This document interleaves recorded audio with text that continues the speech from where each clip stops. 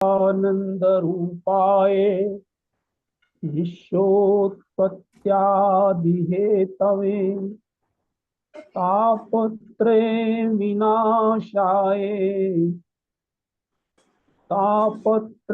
विनाशाय श्री कृष्णाय वयं नुमः। ब्रह्मानंदं परम सुखदं केवलं ज्ञानमूर्तिं द्वन्द्वातीतं गगनसदृशं तत्त्वमस्यादिलक्ष्यम् एकं नित्यं विमलमचलं सर्वधी साक्षिभूतं भावातीतं त्रिगुणरहितं सद्गुरुं तं नमामि, सद्गुरुं तं नमामि। परम ब्रह्म परमेश्वर ब्रह्म स्वरूप श्री सद्गुरुदेव भगवान के श्री चरणों में दंडवत प्रणाम। मंच पर सहभागिता कर रहे वरिष्ठ आदरणीय वरिष्ठ गुरु बहनों एवं भाइयों का सादर नमन और वंदन। आज प्रवचन से पहले भजन के लिए हमारी विद्वान आदरणीय बहन मीनू पोपली जी, जो अपने वक्तव्यों से, अपनी प्रवचन के अलावा अन्य अपनी बातों से हम लोगों को जो ज्ञानवर्धन करती हैं, ऐसी बहन मीनू पोपली जी को मैं आमंत्रित कर रहा हूँ कि बहन मीनू पोपली जी आज हम लोगों को एक सुंदर सा भजन सुना करके आनंदित करें। बहन मीनू पोपली। जय गुरुदेव। जय गुरुदेव। बोलिए सद्गुरुदेव भगवान की जय। मंच उपस्थित सभी गुरु भाई बहनों को हृदय से नमन प्रणाम। जय श्री राम। तो आज एक गुरु भक्ति का एक छोटा सा भाव गुरु चरणों में समर्पित करने जा रही हूँ। सुर ताल बने न बने, लेकिन ये मेरा भाव है, जो शब्द हैं उन्हें मैं बोलने जा रही हूँ। जय गुरुदेव। आदरणीय नागपाल जी का ये भजन है। जब वो अपनी वाणी में सुनाते हैं तो हम बहुत आनंदित होते हैं, लेकिन आज मन है कि मैं भी इन शब्दों को दोहराऊं। जय गुरुदेव।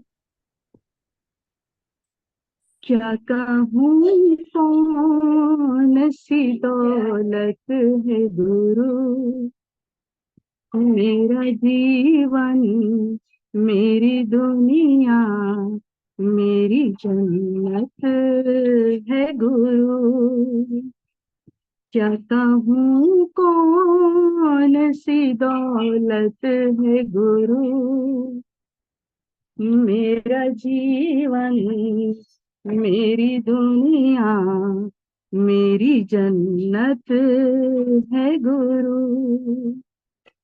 बनाया इसी ने जीवन सारा, रोम रोम में इनका ही साया। साया ही नहीं काया है मेरी, उपकार है इनका श्वासों पर मेरी पूजा, मेरी बरकत है गुरु। मेरा जीवन मेरी दुनिया मेरी जन्नत है गुरु। क्या कहूँ कौन सी दौलत है गुरु, मेरी दुनिया मेरा जीवन मेरी जन्नत है गुरु। हम सबको एक प्यार से सींचा, कोई ना ऊंचा कोई ना नीचा। हम सबको एक प्यार से सींचा, कोई ना ऊंचा कोई ना नीचा। छाया ही भरी महिमा ही भरी, कर प्रेम क्षमा संग परवाना। जन्मों जन्मों की इबादत है गुरु, मेरा जीवन मेरी पूजा मेरी जन्नत है गुरु, मेरा जीवन मेरी पूजा मेरी जन्नत है गुरु। क्या कहूँ कौन सी दौलत है गुरु, मेरा जीवन मेरी दुनिया मेरी जन्नत है गुरु।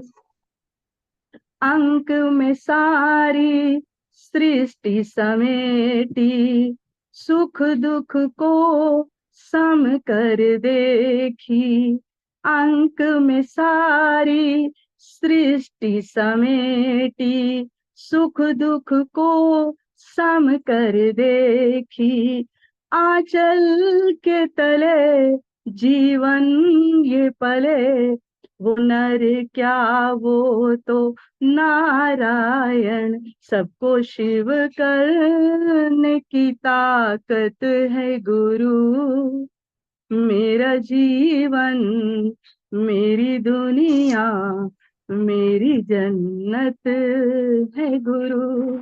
क्या कहूँ कौन सी दौलत है गुरु, मेरा जीवन मेरी दुनिया मेरी जन्नत है गुरु, जन्मों जन्मों की इबादत है गुरु, मेरा जीवन मेरी दुनिया मेरी जन्नत है गुरु, मेरी पूजा मेरी बरकत है गुरु, मेरा जीवन मेरी दुनिया मेरी जन्नत है गुरु।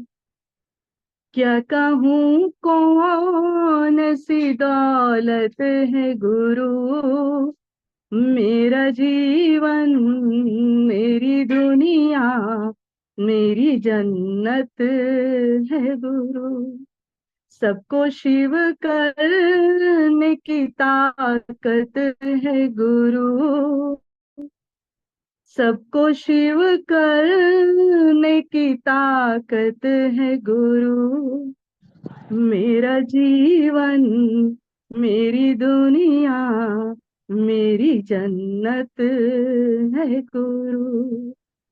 क्या कहूँ कौन सी दौलत है गुरु, मेरा जीवन मेरी दुनिया मेरी जन्नत है गुरु। बोलिए गुरुदेव भगवान की जय। जय सदगुरु भगवान जय। की जय हो। बहुत धन्यवाद सुंदर भजन अभी, बहुत अच्छे बोल रहे हैं, बहुत बहुत धन्यवाद अच्छा बोल रहे हैं। मीनू जी, आपने ये नागपाल जी को याद करके ये भजन बोलना शुरू किया। नागपाल जी की अंतरात्मा ने जान लिया कि मीनू जी मेरा भजन मेरे पसंद का भजन बोल रही हैं, तो उन्होंने ज्वाइन कर लिया। बहुत बहुत धन्यवाद। जय हो। मुझे भी उस दिन हाँ। ये भाव प्रकट करने का मन था, जिस दिन गुरुदेव की कृपा से हम दिल्ली में थे, तो तब मौका नहीं मिला, तो आज गुरुदेव की कृपा से आदरणीय नागपाल जी भी हैं और हम सब हैं, तो गुरुदेव ने मेरा भाव पूरा किया। जय गुरुदेव। जय गुरुदेव।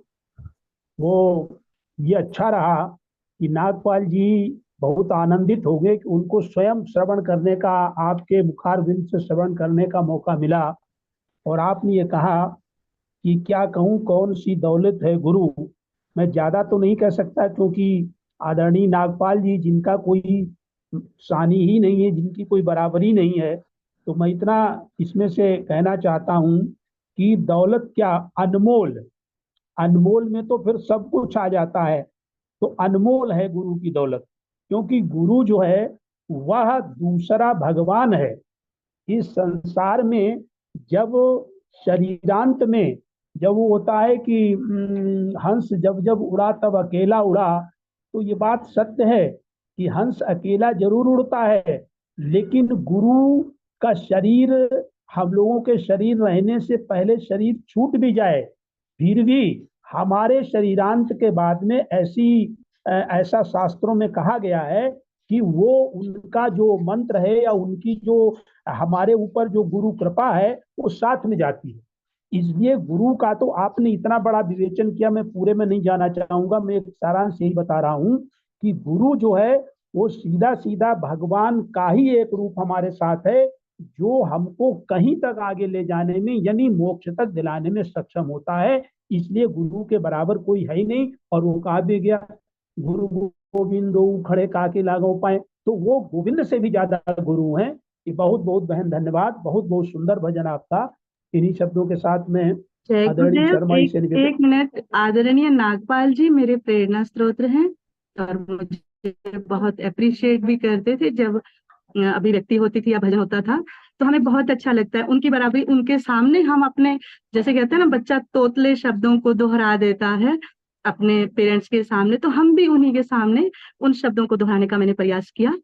और आप अपनी बात कह रही हैं, मैं तो ये कह रहा हूं कि यहाँ पर हमारे समझ से जितने भी लोग साथ में जुड़े हुए इस मंच पर, सबके ही संरक्षक और सबसे ही परम आदरणीय सबके नागपाल जी हैं। मैं ये पूरे विश्वास के साथ कह सकता हूँ। और मुझे भी जो नागपाल जी से मिलता है वो मैं ही जानता हूँ कि वो कितना ज्ञान है उनमें और कितनी साधना है और कहाँ तक वो पहुंचे हुए हैं। आपने बहुत अच्छा कहा।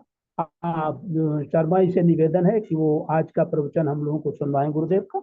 हाँ बिल्कुल ठीक कह रहा। अभी नागपाल जी ने अनम्यूट किया था, शायद कुछ कहना चाहते हैं। तो नहीं। ठीक है खुलवा दीजिए आप। ना, हाँ जी। नागपाल जी आप कुछ कहना चाह रहे हैं? दो शब्द हाँ ठीक कहना था। स्वागत है स्वागत। एक तो बहुत अजय सारा जी अपना आशीर्वाद है वीडियो बहन ऑन कर को। लीजिए। नागपाल जी अपना वीडियो ऑन कर लिया, हम दर्शन करना चाहते हैं।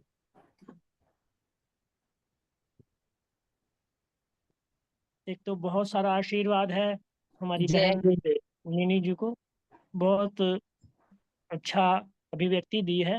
जैसे ही उन्होंने कहा कि सुर ताल की तो परवाह नहीं, पर भावों का जो प्रवाह था वो बहुत ही सराहनीय है।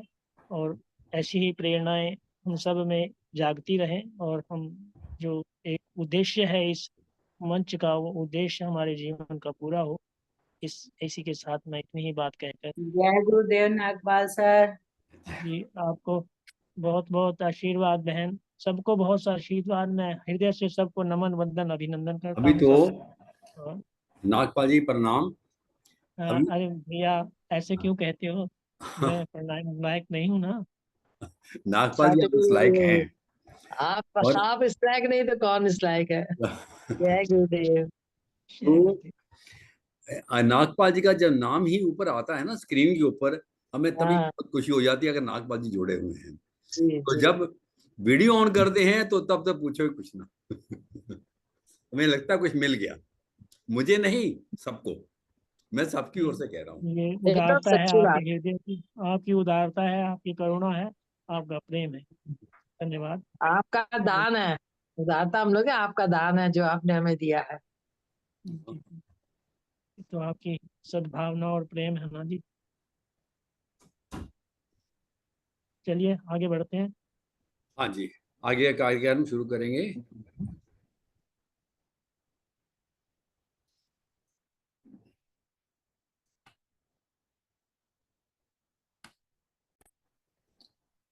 आज हम सदगुरु भगवान की अमृतमयी वाणी में श्रवण करने जा रहे हैं चित्रकूट पर वचन 6 भाग 1। श्री राम जय राम।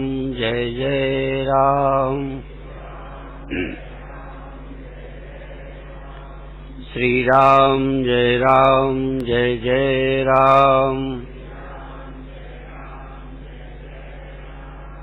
श्री राम जय राम।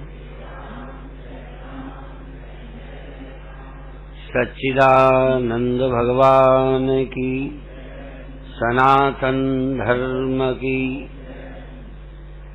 भक्ति के मार्ग में और अध्यात्म के मार्ग में चलने के लिए विश्वास की बहुत जरूरत है। और विश्वास अतीन्द्रिय होता है। विश्वास इंद्रियों से नहीं होता। इंद्रियां तो विश्वास के बिल्कुल विपरीत हैं।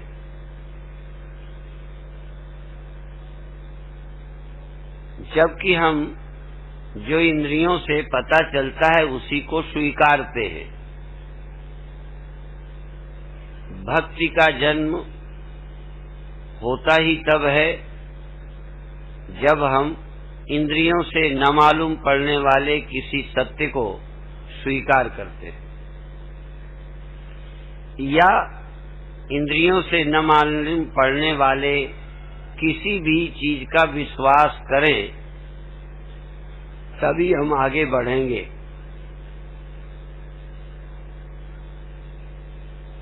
यहाँ तक प्रारब्ध का भी नाम एक अदृष्ट है। अदृष्ट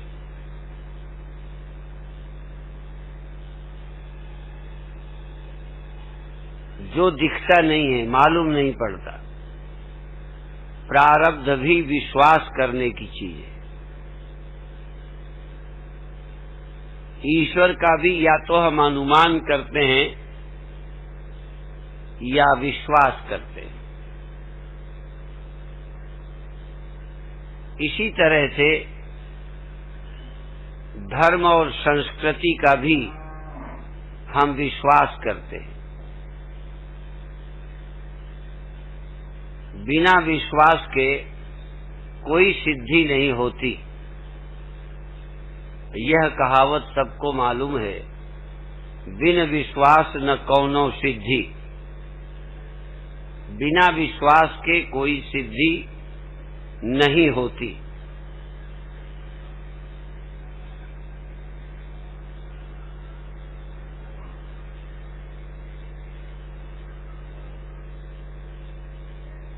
विश्वास के बाद हम ज्ञान को भी प्राप्त हो सकते हैं।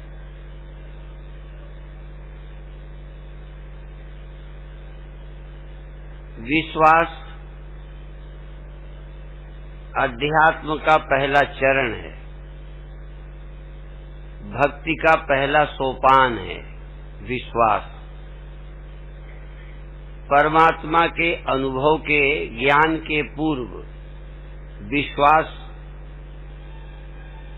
समझो पहला चरण है। उसके बिना हम जा ही नहीं सकते। और विश्वास पक्का होना चाहिए। रामायण के अनुसार बट विश्वास अजल निज धर्म।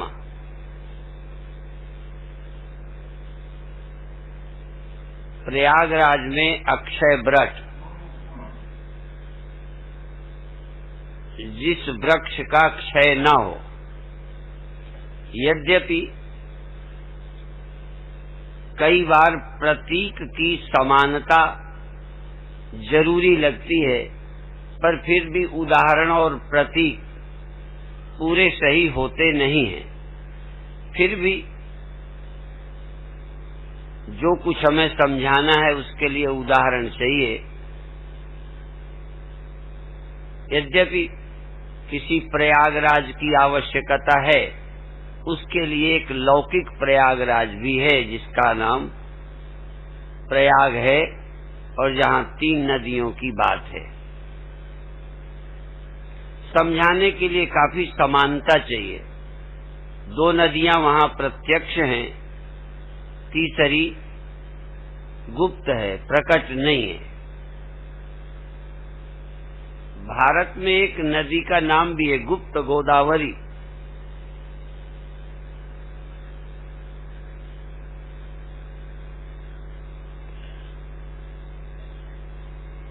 पाप पुण्य के विश्लेषक ये कहते हैं कि हमारे कंधों में चित्रगुप्त रहते हैं, जो हमारे कर्मों का हिसाब रखते हैं या हमारे कर्म के चित्र लेते रहते हैं और पता नहीं चलता। गुप्त चित्र,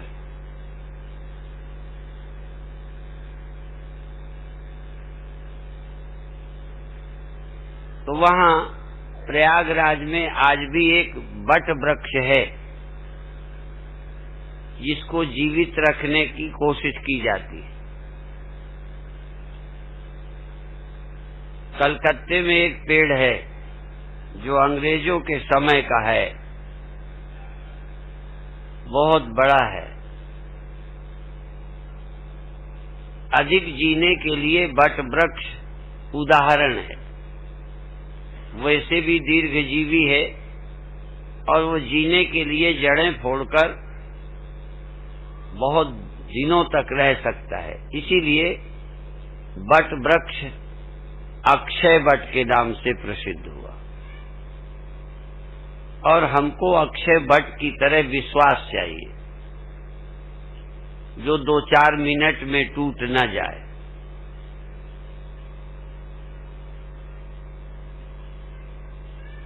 हम जब मार्ग का चयन करें तो विश्वास के साथ करें, मंत्र ग्रहण करें तो विश्वास के साथ करें, उपासना करें तो विश्वास से करें। यहाँ तक परिवार के जो संबंध हैं इन पर भी हमें विश्वास की आवश्यकता है। और मनुष्य में आज विश्वास अक्षय वृक्ष की तरह तो छोड़ो, छोटे मोटे पेड़ों की तरह का भी विश्वास नहीं है। अभी पौधा पैदा हुआ, खत्म।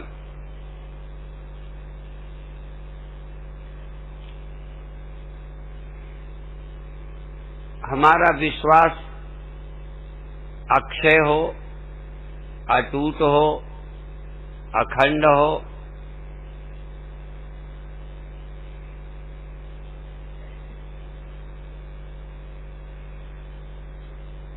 कम से कम थोड़ा बहुत अपने घरों के रिश्तों से विश्वास और श्रद्धा को कसें। यदि मैं पूछूं आपकी मां कितने दिन के लिए मां है, तो आप कहेंगे कम से कम जीवन पर्यंत, मृत्यु तक। ये नहीं कह सकते कि 2 महीने के लिए मां है, 6 महीने के लिए मां है। मां के देह का अस्तित्व खत्म हो सकता है, पर मेरी मां है, ये मेरे मन का विश्वास बीच में समाप्त नहीं होता। ऐसे ही मेरा मंत्र, मेरा इष्ट, मेरा गुरु, मेरा निश्चय। प्रातः काल चर्चा की थी कि छोटी कन्याओं का, छोटी उम्र की कन्याओं का पूजन होता है।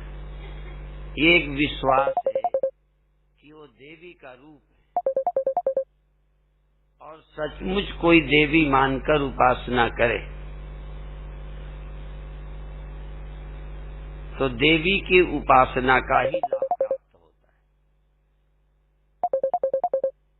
पर जिसकी हम पूजा करें फिर वो मेरी आराध्या है, देवी का रूप है।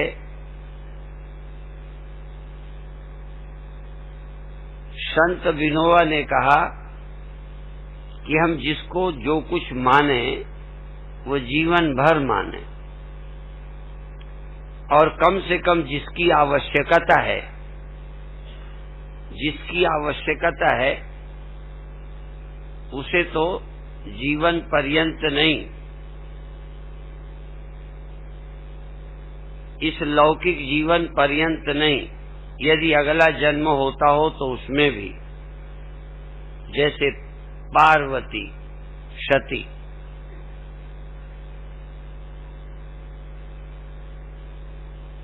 सती शिव जी को पति मानती हैं तो मानती हैं, फिर अगले जन्मों में भी।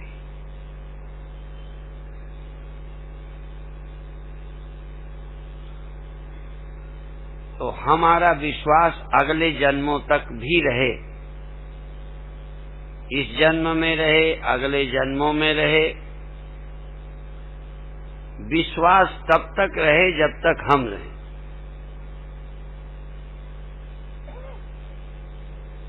इसी तरह फिर अंतिम विश्वास परमात्मा का और आत्मानुभव का। मेरा विश्वास लड़खड़ाए नहीं, मैं मनुष्य हूं तो हूं मनुष्य, थोड़ी देर को मैं मनुष्य हूं, थोड़ी देर को जानवर हूं, ऐसा नहीं। मैं साधु हूं तो हूं साधु, फिर 2-4 घंटे को साधु हूं, 2-4 घंटे को तो शायद रावण बना था।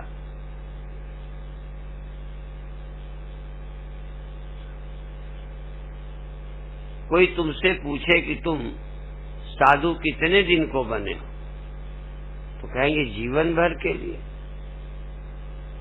जब तक हमारा होश, जब तक हमारी चेतना, तब तक हम साधु। हम अपने पिता के पुत्र कब तक के लिए? जब तक हम जीवित हैं तब तक हमें लगेगा हम फला के पिता हैं, फला के पुत्र हैं। अब हम पुत्र 2-4 दिनों के लिए नहीं हैं, जब तक हैं हम उनके पुत्र हैं, उनके पिता नहीं, पुत्र हैं।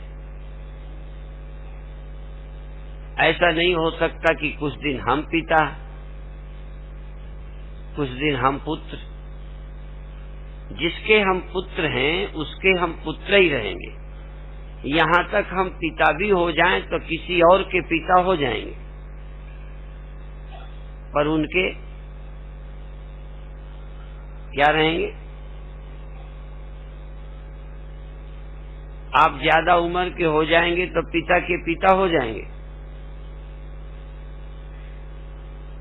आप छोटे थे तब पुत्र थे, जब जवान हो गए तब पुत्र हो गए, तब भी पुत्र।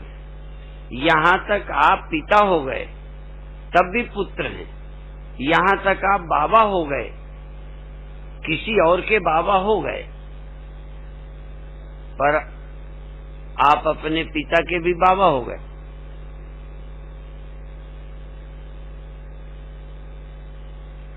इस तरह का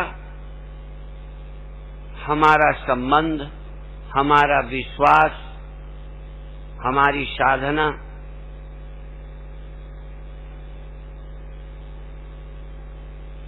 वैष्णव इसीलिए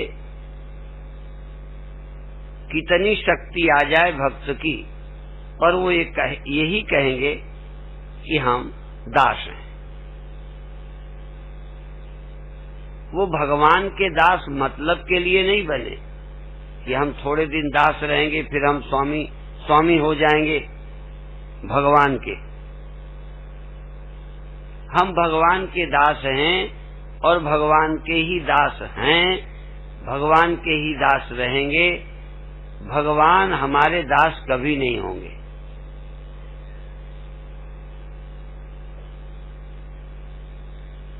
हम लाखों के गुरु हो जाएंगे पर अपने गुरु के गुरु हो जाएंगे ना।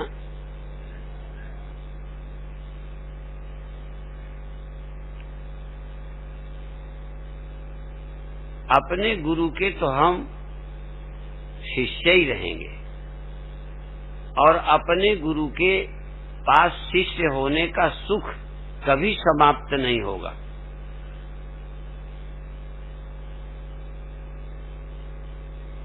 बेटा कितना बड़ा हो जाए, पर माँ जब बेटे के सिर पर हाथ फेरे तो बेटा बेटा ही लगे और बेटे को भी माँ ही लगे और उतना ही अच्छा लगे जितना छोटेपन में माँ का हाथ अच्छा लगता था।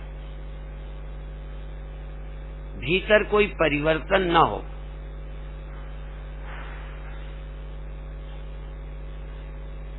वैष्णव रह पाते हैं या नहीं, पर वैष्णव की धारणा यही है कि हम कभी भी स्वामी ना हो,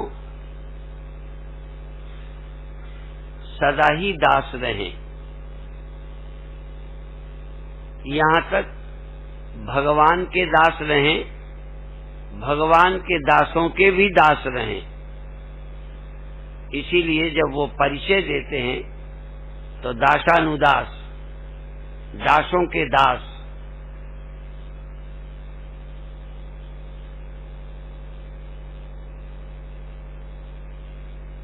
यह एक संबंध को चिर बनाने की श्रद्धा है। हमारा संबंध नित्य हो और उस संबंध में कोई चेंज न हो। एक नौकर थोड़े दिन किसी का नौकर होता है, गरीब होता है, कुछ दिनों में अमीर हो जाता है, और कभी कभी तो इतना अमीर हो जाता है कि मालिक भी उसका नौकर हो जाए।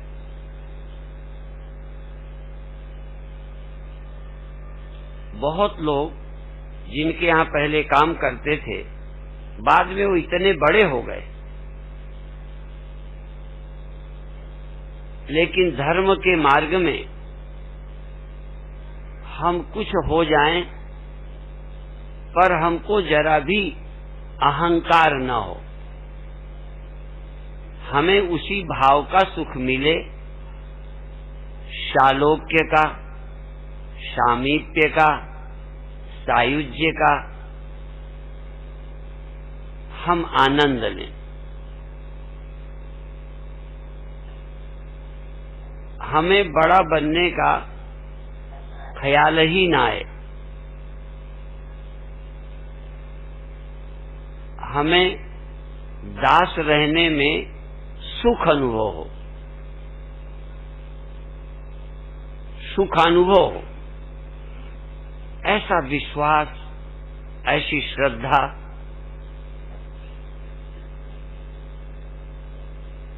और ये कहीं नहीं देखें, ऐसी हमें फीलिंग, ऐसी हमें अनुभूति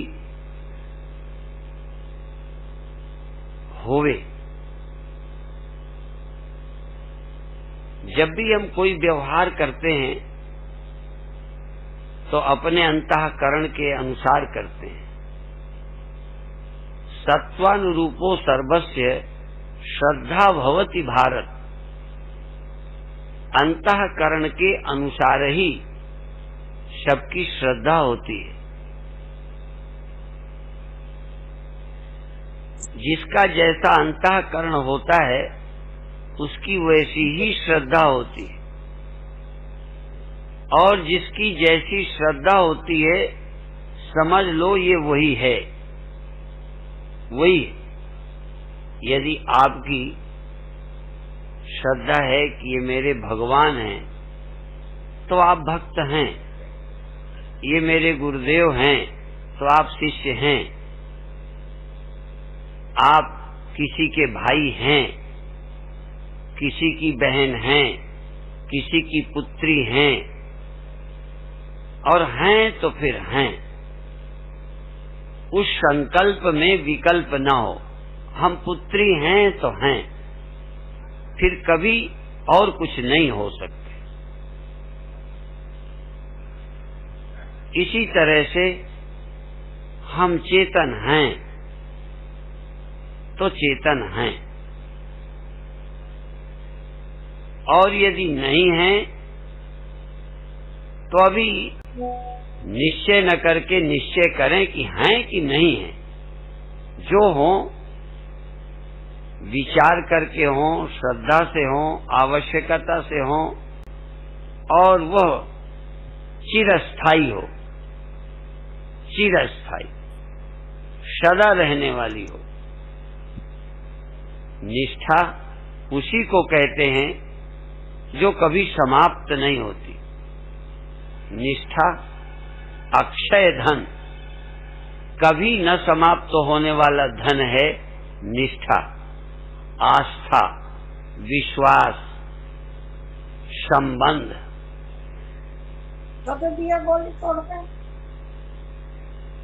रावण तो अपने दुश्मनी को भी स्थायी रखना चाहता है,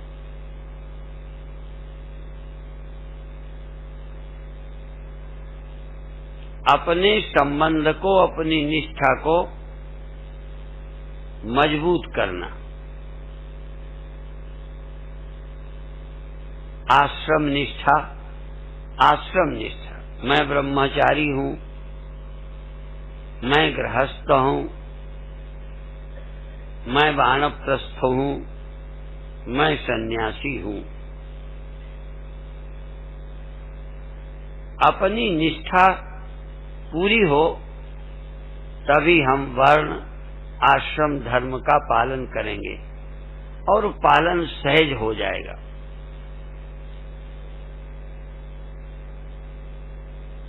हम यदि ब्रह्म होना चाहते हैं तो पहले ब्रह्म की जिज्ञासा हो। अथा तो ब्रह्म जिज्ञासा, आदमी रहकर देख लिया और कुछ रहकर देख लिया। अब ब्रह्म को हम जानना और पाना चाहते हैं।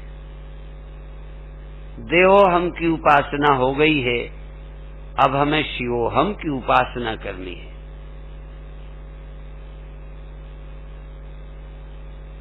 यह अज्ञान जनित जो प्राकृतिक धारणा मेरे अंदर है उसको बदलकर अब मैं परमार्थ निष्ठा को, धर्म निष्ठा को, भक्ति निष्ठा को प्राप्त करना चाहता हूं।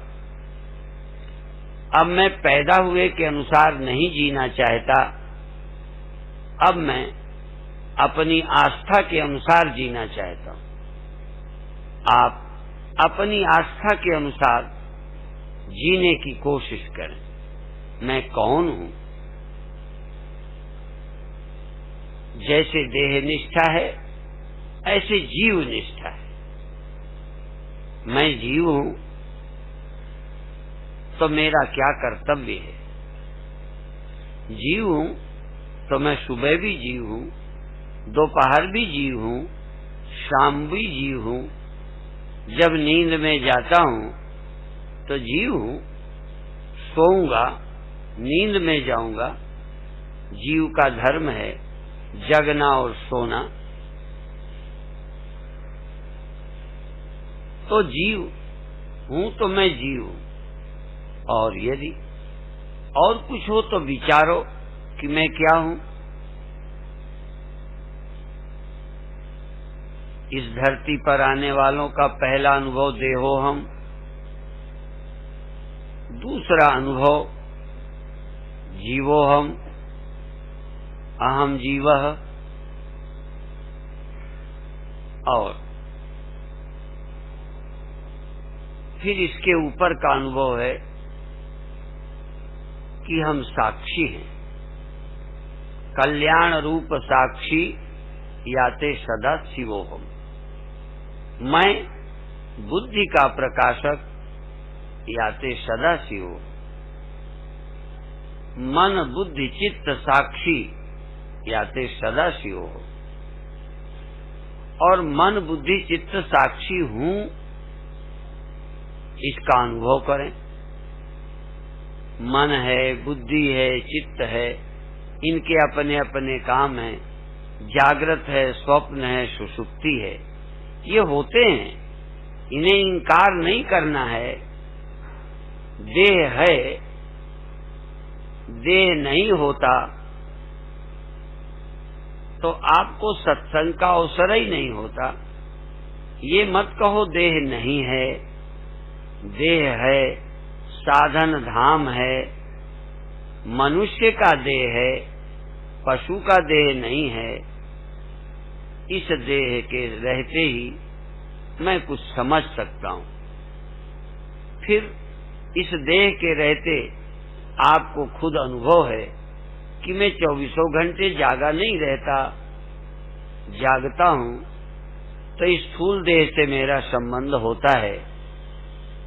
सोता हूं तो स्वप्न और मनोलोक में रहता हूं, स्वप्न लोक का अनुभव करता हूं, वासना जन्य पदार्थों का सुख दुख अनुभव करता हूं।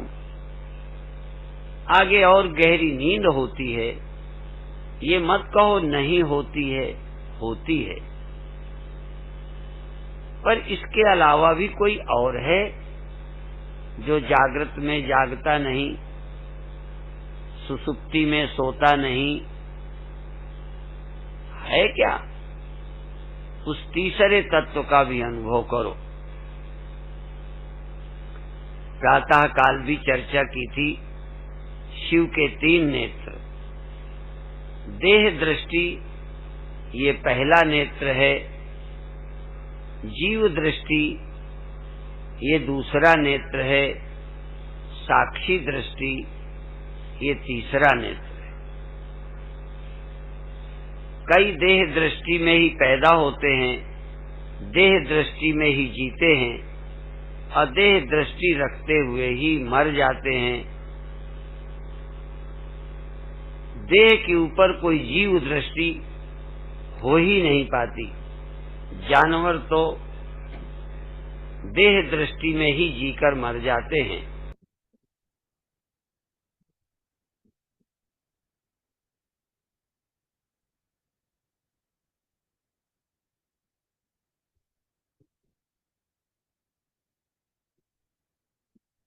जय गुरुदेव।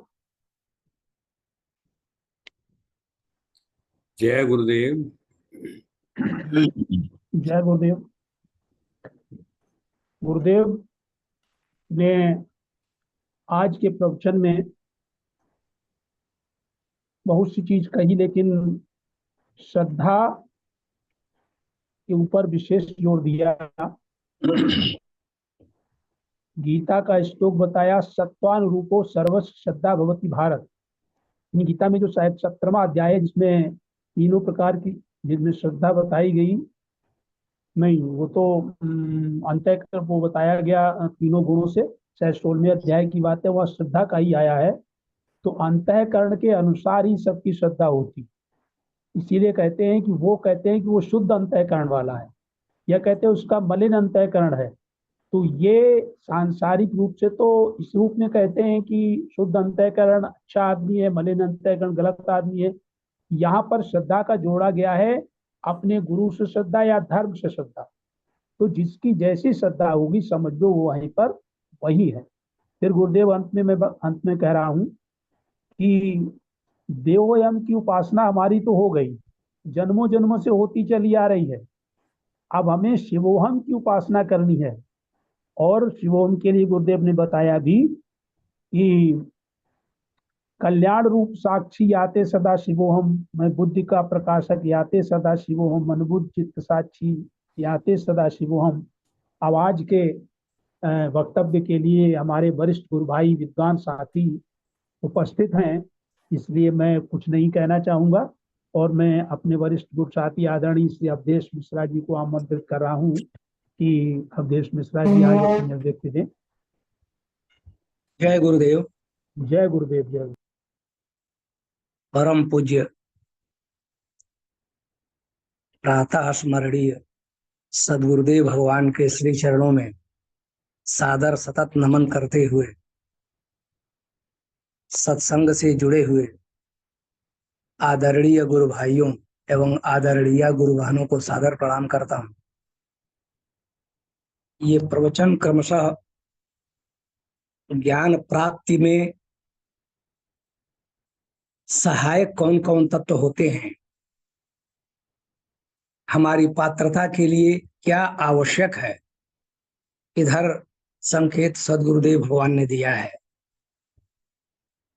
2 प्रवचन से लगातार सदगुरुदेव भगवान ने कहा कि धैर्य आवश्यक है। कोई धैर्यवान ही इस प्रत्यक्ष आत्मा का ज्ञान प्राप्त कर सकता है, बिना धैर्य के नहीं। और वस्तुतः धैर्य एकाग्रता से आती है, एकाग्रता और धैर्य का बड़ा संबंध है। तो बिना धैर्य के एकाग्रता नहीं हो सकती, बिना एकाग्रता के श्रवण अच्छी तरह नहीं हो सकता, और जब श्रवण अच्छी तरह नहीं होगा तो मनन नहीं हो सकता और निधिध्यासन नहीं हो सकता।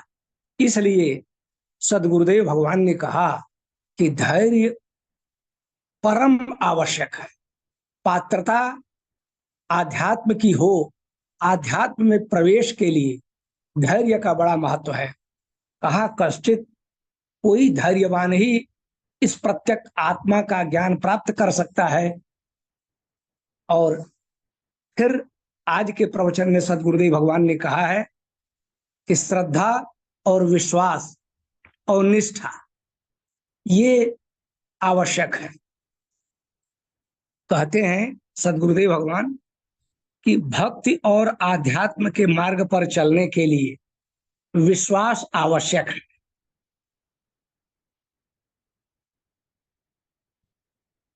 विश्वास अतीन्द्रिय होता है, विश्वास इंद्रियों से परे होता है। इंद्रियां तो जो अनुभव कराती हैं उससे ये ऊपर की चीज, ऊपर का भाव है, इंद्रियातीत भाव है विश्वास। इंद्रियां विश्वास के बिल्कुल विपरीत है। जो इंद्रियों से पता चलता है हम उसे स्वीकारते हैं, मान लेते हैं। भक्ति का जन्म तब होता है जब हम इंद्रियातीत सत्य को स्वीकार करते हैं। जो इंद्रियों से परे सत्य है, इंद्रियों की पहुंच के बाहर है, उसे स्वीकार करते हैं। विश्वास तब स्थिर होता है। विश्वास की उद्भूति ही इंद्रियातीत है। यद्यपि प्रारब्ध भी अदृष्ट है, यद्यपि हम प्रारब्ध को मानते हैं कि हमारे पूर्व जन्मों के किए गए फल इस जन्म में या इस समय हम भोग रहे हैं या पा रहे हैं, और जो कर्म करते हैं फिर वो प्रारब्ध बनकर आगे मिलता है। यद्यपि ये भी अदृष्ट है, ये दिखाई नहीं पड़ते, विश्वास द्वारा ही ये ग्रहित है। प्रारब्ध भी विश्वास ग्रहित है, उसका भी आधार विश्वास ही है। ईश्वर का भी हम अनुमान करते हैं या विश्वास करते हैं। उपनिषद में भी कहा गया है, आप्तवाग अनुमानाभ्याम साध्यम त्वाम प्रतिका कथा। हे परमात्मन, हे परमेश्वर, आप आप्तवाग प्रामाणिक वचनों द्वारा, महर्षियों गुरुओं द्वारा दिए गए वचनों के द्वारा जो हमें विश्वास उत्पन्न करते हैं, उनके द्वारा और अनुमान के द्वारा ही आप साध्य हैं। आपके बारे में क्या कहना है, मैं क्या कहूं? ये उपनिषद वाक्य है। आप्तवाग अनुमानाभ्याम साध्यम त्वाम प्रतिका कथा। उसको सद्गुरुदेव भगवान ने आगे बढ़ाते हुए कहा है, इसी तरह हम धर्म और संस्कृति का विश्वास करते हैं। बिना विश्वास के कोई सिद्धि नहीं होती, बिनु विश्वास न कौनो सिद्धि। और यहाँ तो विश्वास के बाद हम ज्ञान को भी प्राप्त हो सकते हैं। विश्वास अध्यात्म का पहला चरण है, भक्ति का पहला सोपान है। कहा है कि वंदे बोधमयम नित्यम गुरुम शंकर रूपिणम। कहते हैं कि याभ्याम बिना न पश्यन्ति सिद्धा स्वांत अस्थमेश्वरम। कहते हैं गोस्वामी तुलसीदास जी कि श्रद्धा और विश्वास रूप शिव और पार्वती है। भवानी शंकरौ वंदे श्रद्धा विश्वास रूपिणम। श्रद्धा और विश्वास यही भवानी और शंकर है। इनके बिना तो अपने हृदय में स्थित उस परमात्मा को सिद्ध भी नहीं देख पाते। इसलिए भक्ति और परमात्म ज्ञान, आध्यात्म ज्ञान में श्रद्धा और विश्वास का बड़ा ही महत्व है। बिना श्रद्धा और विश्वास के सचमुच कोई सिद्धि नहीं हो सकती। आगे कहते हैं कि बट विश्वास अचल निज धर्मा। बट विश्वास अचल निज धर्मा। जैसे अपने धर्म के प्रति अटल विश्वास हो। कैसे? तो वट की तरह। माना जाता है कि वट वृक्ष का नाश नहीं होता, उससे शाखाएं तने से निकल जाती हैं, डालियों से निकल जाती हैं, पृथ्वी से संपर्क करती हैं, ये सदा रहने वाला है। इसीलिए तो कृष्ण के लिए कहा गया कि वट वृक्ष के पत्ते पर शयन करते हैं और अपने अंगूठे को मुख में दबाए हुए हैं। वट वृक्ष पत्र पुटे शयानम। फिर आगे कहते हैं कि वट वृक्ष की तरह अचल विश्वास होना चाहिए, अपने धर्म में आस्था होनी चाहिए, अटूट आस्था होनी चाहिए, अटूट विश्वास होना चाहिए, डिगने वाला विश्वास नहीं होना चाहिए। इसी को गीता में कहा कि संशयात्मा विनश्यति, जिसमें अटूट विश्वास और अटूट श्रद्धा अपने लक्ष्य के प्रति न हो, गुरु में, धर्म में, आध्यात्म में, तो वो टिक नहीं पाता, वो नष्ट हो जाता है। संशयात्मा विनश्यति, संदेह की गुंजाइश नहीं रहनी चाहिए, आस्था अटूट हो, दृढ़ हो। प्रतीक में समानता आवश्यक होती है। कहते हैं सदगुरुदेव भगवान यहाँ की जो उदाहरण हम देते हैं, जो प्रतीक चुनते हैं समझाने के लिए, उसमें समानता होनी चाहिए। फिर भी उदाहरण और प्रतीक में पूर्ण समानता नहीं हो पाती है। प्रयागराज का उदाहरण अक्षय वट की तरह, प्रयागराज का उदाहरण देते हुए कहा है सदगुरुदेव ने, अक्षय वट की तरह हमारा विश्वास दृढ़ और अटूट हो, चाहे वह भक्ति का क्षेत्र हो या मंत्र लेने का क्षेत्र हो या पारिवारिक व्यवहार या आचरण का क्षेत्र हो। हमारा विश्वास अक्षय हो, क्षीण होने वाला न हो, अटूट हो, अखंड हो।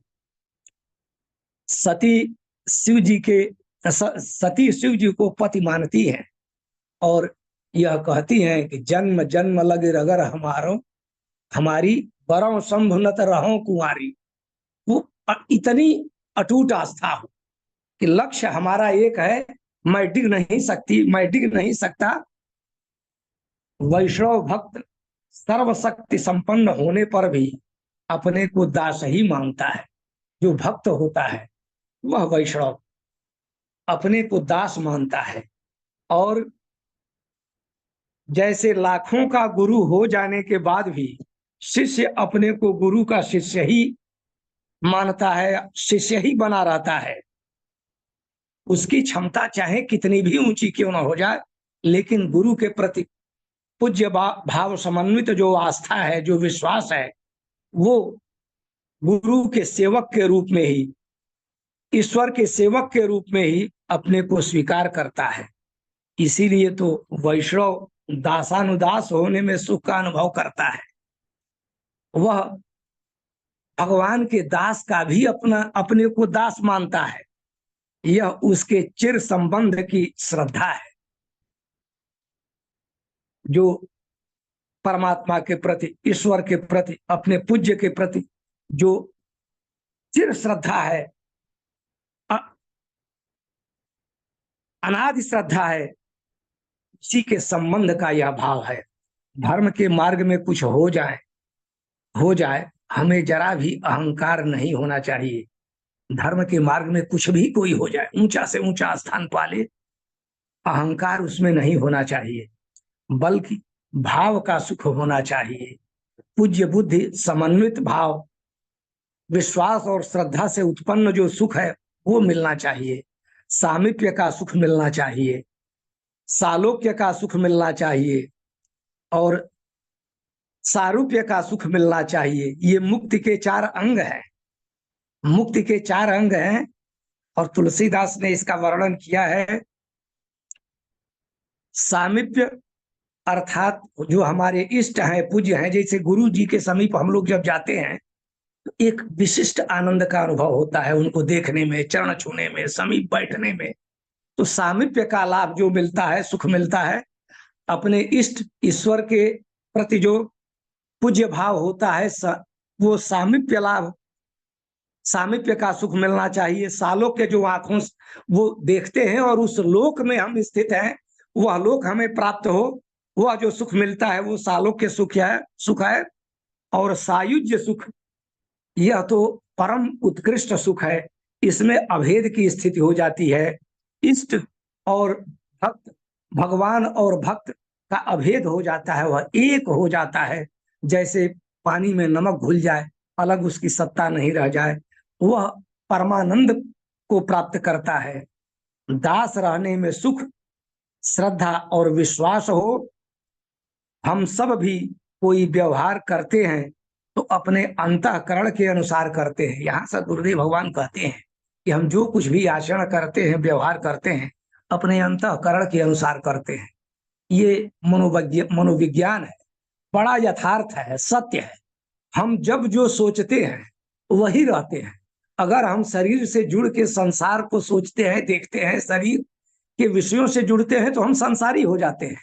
और जब चेतन से जुड़ जाते हैं तो हम उस चेतन के अंश के रूप में चेतन ही होते हैं, बल्कि ब्रह्म स्वरूप होते हैं।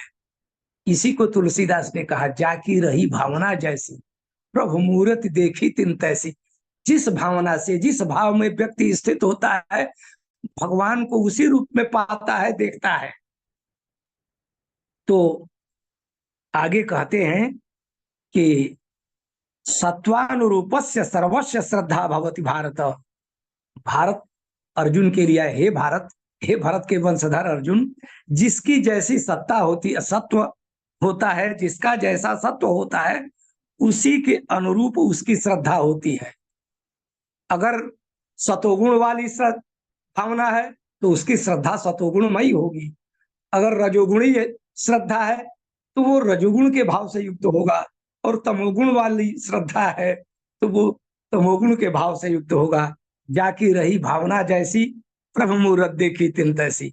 व्यक्ति का व्यक्तित्व उसकी श्रद्धा के अनुरूप होता है, अर्थात जैसी श्रद्धा वैसा व्यक्ति, वैसा व्यक्तित्व हो जाता है। संकल्प में विकल्प नहीं होना चाहिए। यहाँ सद्गुरुदेव भगवान कहते हैं, एक संकल्प, हम आत्मा हैं, चेतन हैं, ये संकल्प होना चाहिए।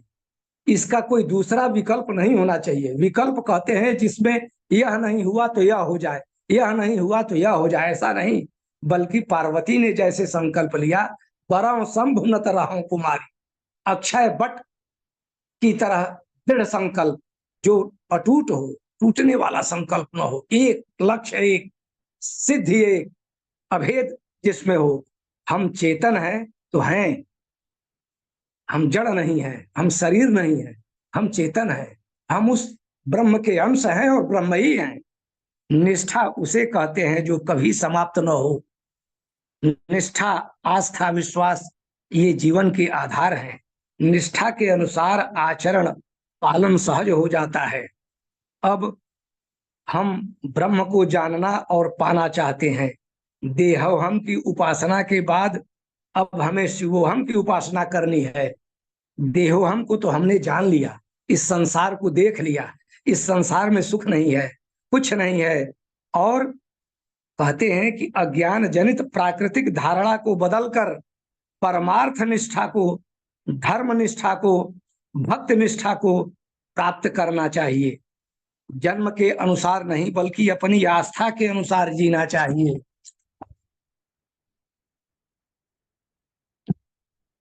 मैं कौन हूं? मैं जीव हूं, तो मेरा क्या कर्तव्य है? और इस धरती पर आने वालों का पहला अनुभव देहोहम है, फिर उसके बाद जीवोहम, और तीसरा अनुभव शिवोहम है।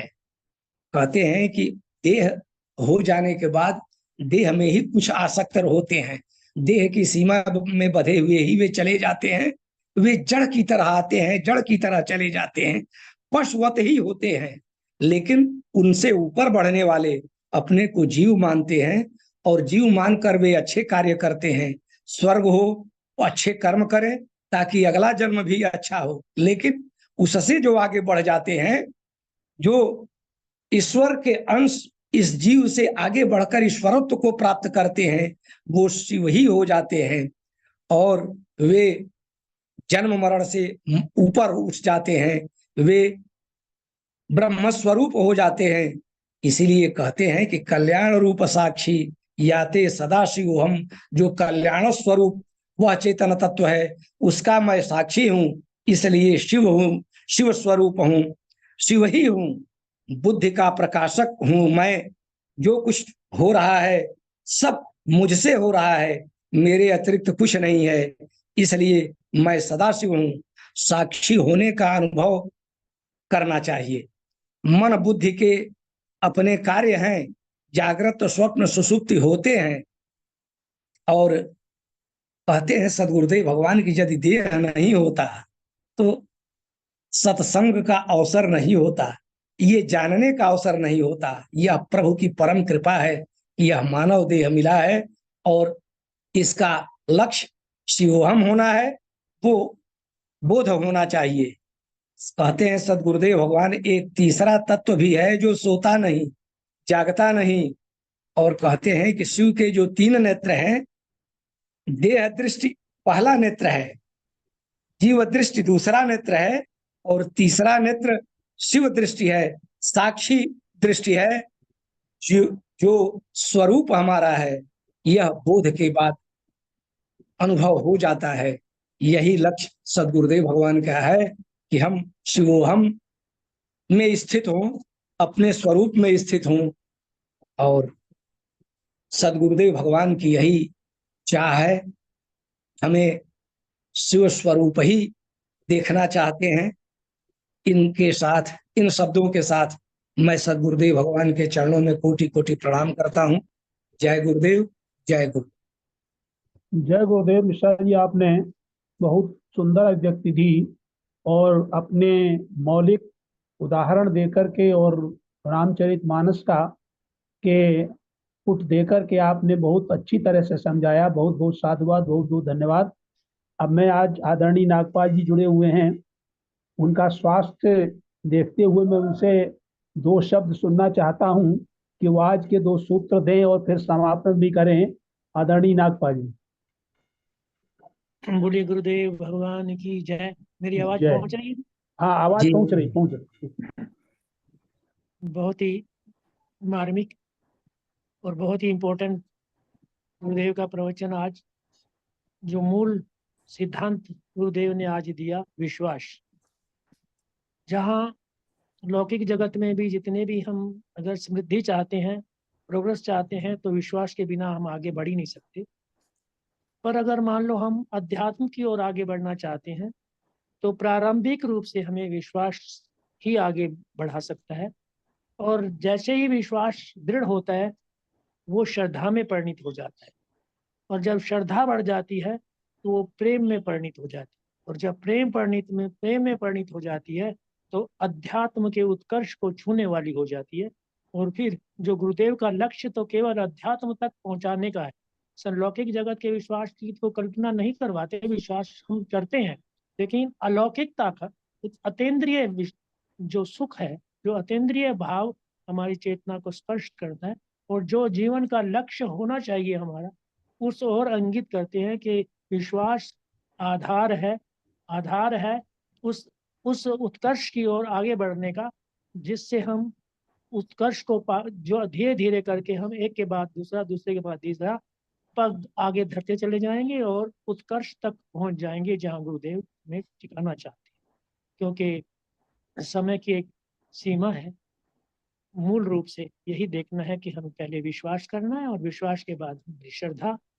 अपने आप विश्वास अपने आप कन्वर्ट हो जाता है श्रद्धा में, और श्रद्धा अपने आप प्रेम में परिणित हो जाती है। और जो प्रेम है वो अतीन्द्रिय होता है, वो इंद्रिय नहीं होता। और इस रास्ते का जो प्रेम है वो गुरु के प्रति हो, भगवान के प्रति हो, वो हमें अपने उस लक्ष्य तक ले जाने में सक्षम हो जाता है। बोलिए गुरुदेव भगवान की जय। तो अब आज्ञा चाहूंगा आगे आज के समापन के लिए। जी हाँ, समापन करिए आप। भगवान की जय। जय। गुरु ब्रह्मा गुरुर्विष्णु गुरुर्देवो महेश्वरा, गुरुर् साक्षात् परब्रह्म तस्मै श्री गुरुवे ध्यान मूलम गुरुर्मूर्ति पूजा मूलम गुरुपदम मंत्र मूलम गुरुर्वाक्यम मोक्ष मूलम। बोले गुरुदेव भगवान की जय। जय आज के आनंद की जय। जय। नमो नमो नमो नारायण। नमो नारायण, नमो नारायण। आज के आनंद की जय। जय